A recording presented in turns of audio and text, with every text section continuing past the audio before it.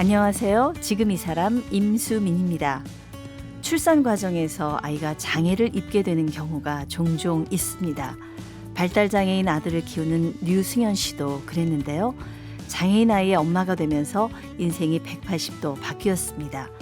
스스로 장애도라는 섬에 갇혀서 지낼 수만은 없다는 생각에 8년 전 아들의 얘기를 책으로 출간하기도 했습니다.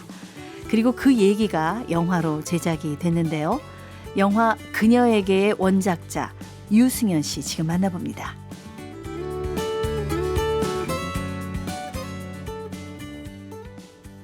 네, 영화 그녀에게의 원작자이자 주인공이시죠. 네, 류승현 씨 나오셨습니다. 안녕하세요. 네, 안녕하세요. 유승현입니다. 네. 사실 그 전에 이제 책을 내셔서 그 책이 화제가 됐었어요. 우리 아드님을 낳고 키우는 그 얘기, 본인의 얘기가 영화로 이제 이번에 만들어지는 거죠. 아, 네, 맞습니다. 네. 스크린으로 내 얘기를 보는 기분이 어떠실까 모르겠어요. 네, 주변에서 전부 그 말씀들을 물어보세요. 네. 그런데 정말 별 생각이 없어요. 왜냐하면 이거를 제 이야기라고 느끼지 않고 네. 그냥 책은 엄마로서 제가 쓴 거고 이 영화는 예. 김재화 배우가 상현이라는 예. 인물을 연기한 거다. 아마 이렇게 바라봐줘서 그럴까요? 이게 굳이 막 제 이야기다 이런 생각이라기보다는 그냥 말 그대로 저도 한 명의 관객으로서 영화를 보게 되는 좀 그런 측면이 더 크더라고요. 그래, 그 분리가 네. 딱 되세요? 아, 네네. 이상해요. 왜 그러죠? 아, 그만큼 김재하 배우님이 아마 예. 연기를 정말 잘해주신 덕도 있을 것 같아요.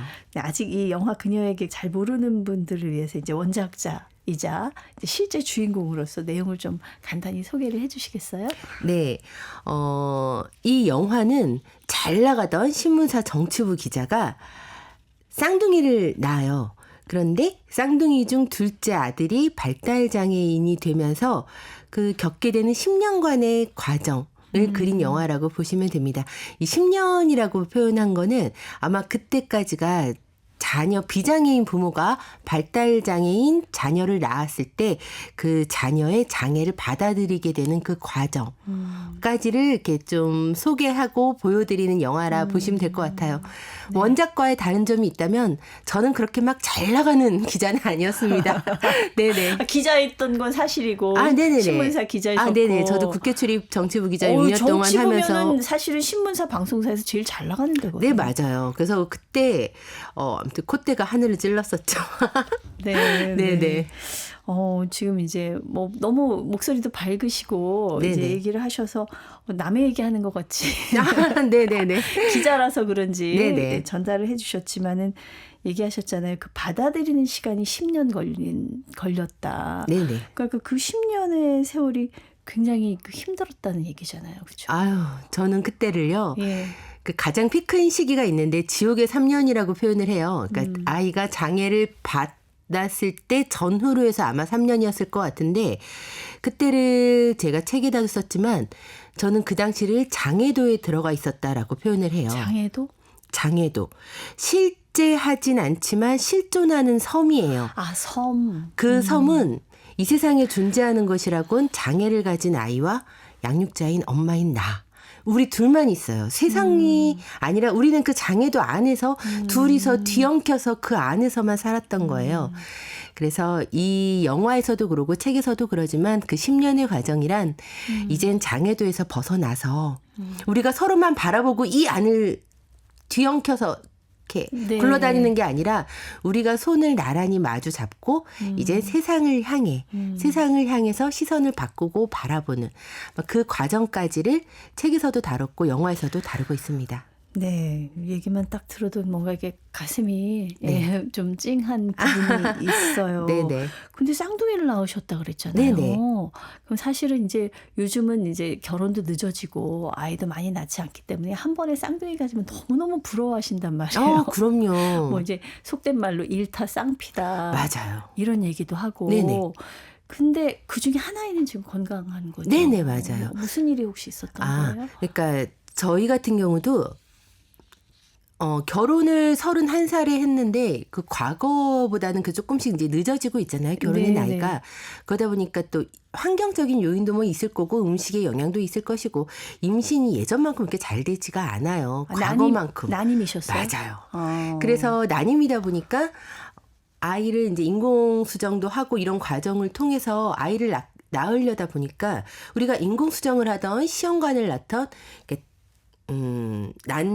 난자의 수를 이렇게 늘리는 작업을 먼저 들어간단 말이에요. 네. 그러다 보니까 요즘에는 쌍둥이가 아주 많아요. 아시죠? 옛날보다 많아졌어요. 그럼요. 옛날에 우리 예. 때는 쌍둥이 반에 한 명 있으면 신기했는데 요즘에는 전교에서 막 애들이 쌍둥이라 그쵸. 그랬어요. 예. 근데 요즘에는 쌍둥이가 굉장히 많고, 그러니까 다태아 임신을 하는 케이스가 계속 늘어가고 있고, 다태아 임신의 좀 어려운 점의 하나는 조산이 많다는 거예요. 아무래도 배도 무겁고. 맞아요. 예. 그러다 보니까 저도 임신 딱 7개월에 들어가자마자 그날 양수가 터지고 조산을 해서 아이들이 일찍 나오게 됐는데 조산을 하는 과정에서 이제 아들이 뱃속에서 못 나오고 이렇게 있다가 그 뇌출혈 그리고 이렇게 숨도 잠깐 멎었었고 등등등등 이 과정을 거쳐서 먼저 나온 딸은 무사히 잘 나왔지만 뒤따라 나와야 될 아들이 1시간 동안 못 나오고 있다가 뒤늦게 나오는 바람에 이제 그 과정에서 아마 뇌손상을 입어서 발달장애가 오지 않았을까라고 모두가 추측은 하고 있습니다. 네, 정확한 건 사실 알 수가 네, 없는 의사들도 거고요. 모르더라고요. 네. 그 얘네들이 지금 몇 살이에요? 우리 아이들이? 중학교 3학년이에요. 한참 사춘기입니다. 지금 딸 아들? 네, 딸 아들이에요? 네. 일란성이군요. 네, 일환성. 딸이 누나, 발달장애인 아. 아들이 동생, 남동생. 그럼 어때요? 지금 학교는 같이 다니고 있나요? 아니요. 예. 아들은 특수학교에 다니고 있고 딸은 여중에 다니고 있죠. 아, 그래요. 지금 사실 이제 중학생이면 한참 사춘기 힘든 정말 질풍노도의 시기. 정말 게다가 저는 또 갱년기를 향해 가잖아요. 네. 아무튼 우리 가정은 정말 매일이 즐겁습니다. 네. 네, 아무튼 그 가족의 이야기가 영화로 이제 만들어졌는데 온 가족이 거기 다 출연을 하신다고요? 온 가족 출연은 아니고요. 네네. 일단 저는 여배우로서 한 5초 정도 출연을 했고요. 남편은 출연을 했으나 좀 이렇게 편집이 됐어요. 그 부분이. 그래서 네, 뭐 연기력에 문제가 있어요. 네, 뭐 그랬나 봅니다. 그래서 남편도 지나가는 사람처럼 출연했으나 안 돼서 그냥 이렇게 저만 출연하는 것으로 됐습니다. 네. 그래도 저기 보면 되게 영화에 나오는 걸 보면 엄청 신기할 것 같은데요. 그러니까 제가 이상한가 봐요. 저는 제 모습을 봐도 그렇구나 그냥 이러고 보지 네. 뭐 그런 감정이 특별하게 안 들더라고요. 이 영화의 그 이제 원작자이시기도 하고 시나리오 각색도 직접 네네. 참여를 하셨나요? 네네. 네. 어디까지 같이 참여를 하신 거예요? 일단 감독님께서 시나리오를 만드시는데 제가 쓴 원작은 소설이 아니라 그리고 이렇게 시간대별로 나온 게 아니라 주제별로 쓰게 된 에세이였잖아요. 네. 근데 이 에세이를 갖다 감독님이 시나리오로 만드는 작업을 시간대별로 하셔야 됐기 때문에 그 과정에서 이제 에피소드 그 안에 게다가 또 장애계라고 저희가 표현을 하는데 네. 또 이 안에서 또 다뤄지는 거는 단어 하나 굉장히 민감한 부분이 있을 수도 있고 이런 상황에 대한 설명 이런 데서 좀 비장애인은 잘 모르는 또 그런 부분들이 또 이렇게 있는 것도 사실이에요. 누군가한테는 상처가 될 수도 맞아요. 있고. 예. 그래서 그런 작업들을 굉장히 이렇게 섬세하게 다듬는데 많은 역할을 했었고 더구나 또 이렇게 기자 세계의 일들이 나오는데 그 초반에는 그냥 거의 제가 그냥 있었던 일 그대로 막 국회의원하고 싸우는 것도 있고 뭣도 있고 한데 네. 그냥 다 써서 그냥 드렸습니다. 그 상황. 좀 디테일한 부분 이제 실증. 그럼요. 모든 대사들이 예. 그냥 현실의 그 대사예요. 예. 네. 우리 이상철 감독님이 이제 네네. 제작을 하셨어요. 영화를 통해서 아마 감독이 전하고 싶은 메시지가 있을 거고 또 유승현 씨 입장에서는 관객들이 이렇게 봐줬으면 좋겠다 싶은 것도 있을 것 같은데. 감독님의 영화란 말이에요. 이 영화는 네. 감독님의 영화지 제 영화가 아니에요. 그래서 감독님의 영화를 보고 저는 참 너무 감사하고 좋았지만 그래도 이제 엄마인 내 입장에서는 이 부분이 더 좀 추가되었으면 좋았을 텐데 막 감독님 막 이런 부분도 있었단 말입니다. 네. 그래서 하지만 이건 감독님의 영화이기 때문에 감독님이 전하고자 하는 메시지를 하셨고 저는 이제 원작자로서 제가 바라는 바는 이 영화를 보시는 모든 비장애인 분들이 장애는 나하고 상관없고 우리 가족과는 상관없는 먼 나라 남의 일이야. 이게 아니라 장애란 것은 내 일이 될 수도 있고 내가 사랑하는 누군가의 일이 될 수도 있고 내 가까운 주변의 누군가의 될 수도 있는 바로 내 가까이에 있는 이웃의 일이었구나 라는 거 이거 하나 알아가셨으면 이거 하나 알아주셨으면 하는 그 마음이 큽니다. 네. 저희 큰아이도 몸이 불편해요. 장애가 있어요. 네네. 그래서 이제 제가 뭐 똑같은 뭐 마음은 아니겠습니다. 네네네. 어려움이 다 다르니까 누구보다 좀 이해가 많이 가거든요. 네네. 근데 사실은 이런 얘기를 가감 없이 이렇게 남한테 알린다는 게 네네. 쉬운 일은 아닐 것 같거든요. 맞아요. 그래서 특히나 발달장애 같은 경우에는 과거에 발달장애인들 잘 못 보고 살았잖아요. 과거에는. 다들 우리가 집에 숨어 있었단 말이에요. 그러니까 이제 없었던 게 아니라 밖에 내놓지를 않는 거죠. 맞아요. 그렇게 해서 저도 처음에 이제 장애도 있었던 그 시기에는 그런 시기였어요. 집하고 치료실 외에는 외출 한 번도 제대로 안 하고 집안에서만 이렇게 있고. 근데 그렇게 살려다 보니까 너무너무 힘이 들어요. 온 정성을 다하고 집안에 빚을 져가면서 이 아이를 치료시켜서 어떻게든 장애를 이거를 극복해서 없애려고 해야지라고 하는데 그 과정에서 가정도 파탄이 일어나요. 남편은 제가 챙길 수가 없죠. 너는 비장애 어른이니까 네가 알아서 살아. 난 지금 우리 아들 챙기는 것만 해도 이렇게 힘든 거 안 보여? 문제는 우리 비장애 딸이 있잖아요. 그렇죠. 얘도 쌍둥이고 얘도 어린데 얘는 너는 그래도 장애가 없으니까 하면서 그냥 시댁에다가 맡겨놓다시피 이렇게 가정이 파탄이 이르러 가는데도 불구하고 나는 우리 아들을 어떻게든 키워야 된다는 이것 때문에 이 어려움과 고충은 이루 말할 수가 없고 그렇게 살다가 어느 날 결국은 사회에서 좀 거부당하는 경험을 이제 학교에 들어가고 나서 하게 되는데 그때 제가 각성을 했다고 해야 될까요? 어떤 생각이 드냐면 내가 우리 아들의 장애를 어떻게든 극복하려고 벗겨내려고 하는 이 정성과 에너지와 시간과 돈과 이것으로 차라리 이 세상을 바꾸는 게 100만 배는 쉬운 일이겠어. 차라리 그 작업을 한번 해보자. 그래야지 우리 아들이 이 세상에서 받아들여질 수 있겠구나. 그래서 그때부터 아들을 알리기 위해서 네. 아들의 장애를 사람들에게 이러이러한 장애에는 이러이러한 특성이 있습니다라는 걸 알리기 위해서 글을 쓰기 시작을 했어요. 그리고 지금 여기까지 오게 됐습니다.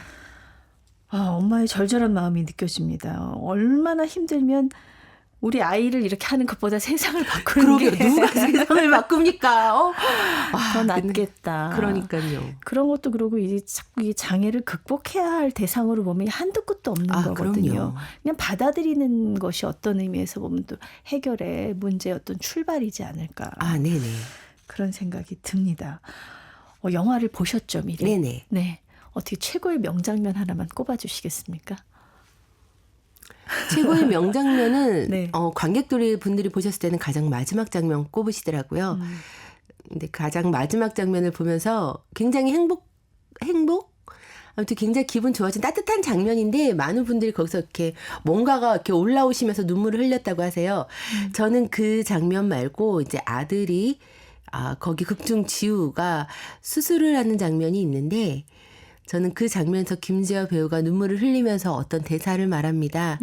저는 이게 스포가 될 수 있어서 말을 못하겠지만 네. 하지만 저는 그 장면을 최고의 장면으로 꼽아요. 그 장면에서 김지아 배우가 했던 그 대사에 발달장애 자녀를 키우는 양육하는 부모의 마음, 어떤 마음에서 저 말을 할 수밖에 없었는지 가장 절절하게 담긴 대사라고 저는 생각을 합니다. 네. 많은 분들이 좀 극장에 가서 보셨으면 좋겠고요. 그녀에게 또 그 장면을 좀 한번 신경 써서 봐주시면 네네. 정말 감사하겠습니다. 이 원작 에세이가 우리 직접 쓰신 2018년에 출간을 하셨나요? 네네. 네. 사양합니다. 동네 바보형이라는 말. 네네. 네. 실제로 어떻게 이렇게 이런 놀림을 좀 받은 적이 있으세요? 아니에요. 네. 이 책을 썼을 때는 아직 아이가 초등학교 1, 2학년 이럴 때였기 때문에 아직 형님 소리 들을 때는 아니었는데 네. 워낙 이렇게 TV를 보면서 개그 프로를 보면서 그냥 이렇게 멍하니 있는데 순간 이제 제 아들이 발달장애인이 되고 나니까 그제서야 눈에 보이는 거예요. 네. 개그 프로에서 이렇게 콧물 요렇게 그리고 막 에 이러면서 막 이렇게 막 좀 이런 그렇죠. 예, 흉내를 내면서 하는 그런 캐릭터들이 알고 보니까 지적 장애인을 희화화한 것이었더라고요. 이제 그제서 생각이 드는 거예요. 아, 맞아. 나도 옛날에 생각해 보면은 우리 놀이터에 뭐 동네 바보형 있었어. 막 이런 말 하고 그랬었구나. 그렇다면 내 아들의 미래에는 내 아들이 지금 우리 동네 사람들한테 그런 이야기를 듣게 되겠네. 네, 네. 근데 아니야. 내 아들은 동네 바보형이 아니라 그냥 동안이란 말이야. 이렇게 불리면 안 되겠어. 라고 해서 이제 책도 썼고 글도 썼고 제목도 그렇게 해서 여러분 사랑합니다. 동네 바보형이 아니에요. 알아주세요. 이런 의미를 담아서 그런 제목으로 내게 됐습니다. 그렇죠. 아무 나랑 관계없는 일이라고 생각했을 때는 아무 생각 없이 웃었는데. 맞아요. 누군가에게는 또 가슴에 비수를 꽂는 네네. 그런 일일 수도 있었던 거죠. 네네. 근데 아까 난임이셨다고 했잖아요. 네네. 진짜 굉장히 어렵게 얻은 아들이라고요. 네네. 네, 우리 또 돌아가신 우리 김수환 추기경님이 또 점지해 주시지 않았나 이런 생각도 들던데 이 보니까. 네네. 네. 책에 그런 내용이 나오죠. 이게 정말 재미있어요. 저는 특별한 종교를 갖고 있진 않고, 그러니까 다 믿어요. 그러니까 기도를 여기저기 다 합니다. 들어주세요 하면서. 급할 때. 네, 맞아요. 네. 그런데 어느 날 김수환 추경이 돌아가셨다는 뉴스를 보고서는 그때 든 생각이 아마 제가 종교가 없었기 때문에 가능했던 사고의 발상이었을 텐데 남편한테 얼른 빨리 김수환 추기경한테 기도하자고. 하나님은 얼마나 바쁘겠냐. 전 세계인들의 기도 다 들어줘야 되는데.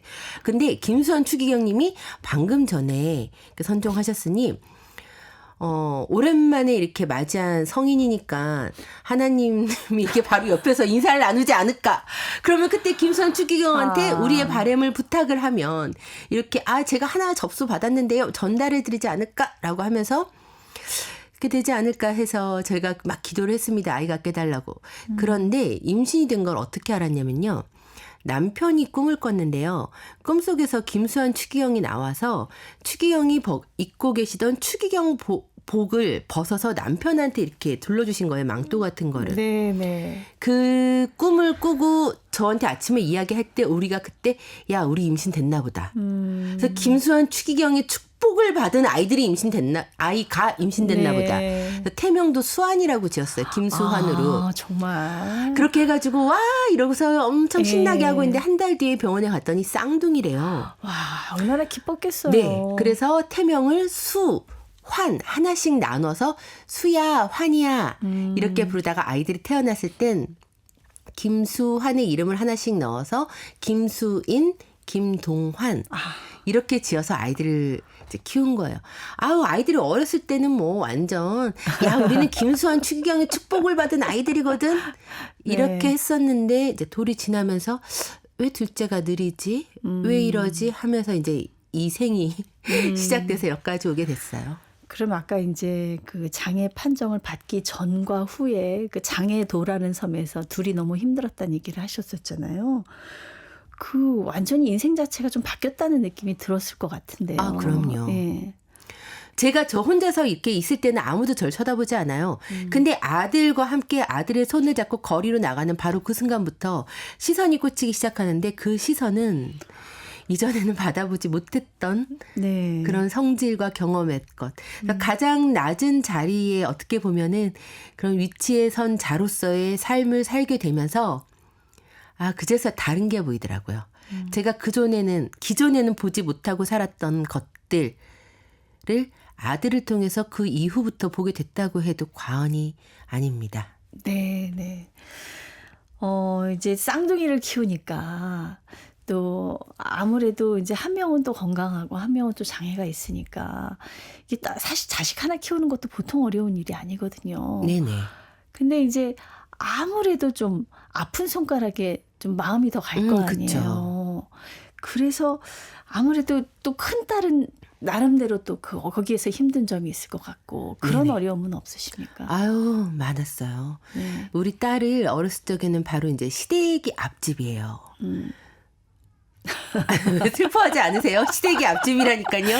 네. 바로 앞집이요. 네. 원래는 슬프지만 또 네, 시부모님이 굉장히 또 큰 힘이 돼주셨겠네요. 아, 네네네. 되셨습니다.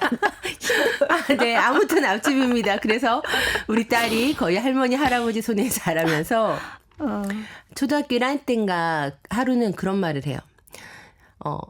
나도 차라리 장애인으로 태어났으면 좋았을걸. 그러니까 그만큼 서운했던 거예요. 이게 얼마나 엄마 가슴을. 무슨 말인지 알 것 네. 같아요.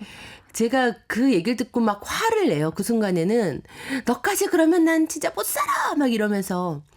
그러다가 이제 제가 아들에 대해서 글을 쓰기 시작하면서 굉장히 초창기 때 칼럼에 이 내용을 제목을 나도 차라리 장애인으로 태어났으면 좋았을 걸이라고 뽑아갖고 칼럼을 썼는데 그렇게 많은 악플과 용메일을 이제 받기 시작을 하는데요. 예. 근데 그게 저한테 너무나 소중했어요. 그 용메일을 누가 보냈냐면 이미 성인이 되어서 부모가 되고 자녀를 낳아 키우고 있는 비장의 형제자매들. 그들이 저에게 너 그런 식으로 키우면 안 돼.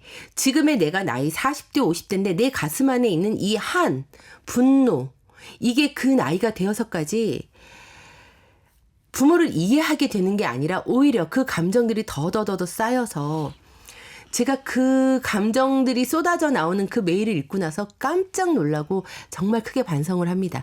내가 우리 아들 하나 어떻게든 이거 사람 만들겠다고 이렇게 키우다가는 우리 딸 마음에다가 진짜 돌이킬 수 없는 큰 죄를 지을 수도 있겠구나 싶어서 그때부터 정말 의식적으로 딸을 위한 시간, 노력, 관심 쏟으려고 노력하게 되고 그런 변화가 이제 생기게 되었어요. 좀 이제 형제 중에 누가 장애가 있다 보면은 다른 형제가 둘 중에 하나인 것 같아. 심하게 반항하거나 아니면 너무 빨리 철이 들어버리거나 어떤 이제 거기는 차라리 그랬으면 좋겠어 하고 표현을 오히려 했으니까 엄마가 정신을 차리게 된 거죠. 네네, 맞아요. 저는 네. 그게 그러니까 고마운 거예요. 차라리 아이가 초등학교 1학년 때 그런 일이 있었고 제가 이걸 오픈하는 바람에 이렇게 제가 정신을 차릴 그런 계기가 되어졌는데 제가 지금 그래서 저희 딸한테 고맙다고 느끼는 건 너무 빨리 철들지가 않았어요. 네. 그게 너무 고마워요. 보통의 비장의 형제자매들 주변에서도 보면은 정말 착한 아이들이 너무 많아요. 근데 저는 그 모습이 많이 슬프더라고요. 착해서 좋지 않습니다. 보통의 아이들처럼 엄마한테 성질 부리고 사춘기 때라고 막 이렇게 하고 그 모습이 뒷골도 당기지만 그래서 네. 고마운 요즘입니다. 그래요. 이제 중3이니까 앞으로도 넘어야 할 산이 또 많잖아요. 엄청납니다, 지금. 아유. 어떻습니까?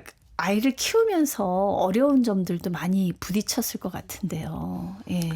특히 학교에서 뭐 네. 거부당한 경험도 있고 그러시다고요. 통합교육을 받을 때는 이 통합교육 사회 안에서의 거부가 굉장히 큰 어떤 이슈고 힘들었었다고 하면 지금은 특수학교로 전학을 했는데 이제 특수학교에서는 또 장애 정도가 중하다고. 그 안에서도 또 차이가 네, 있군요. 네, 네, 그 네. 안에서도. 그래서 그런 어려움을 겪어오면서 살고 있습니다. 아유, 그렇다고 해서 또 이게 끝날 것 같지는 않아요. 성인기로 나가면 그때는 사회복지의 품 안으로 이제 저희 아들이 들어가게 되는데 그때는 또 무슨 문제가 없겠습니까? 네. 있습니다. 발달장애 아이를 갖고 있는 부모님들 얘기를 들어보면 그나마 학교 다닐 때는 그래도 마음이 좀 편하다고 해요.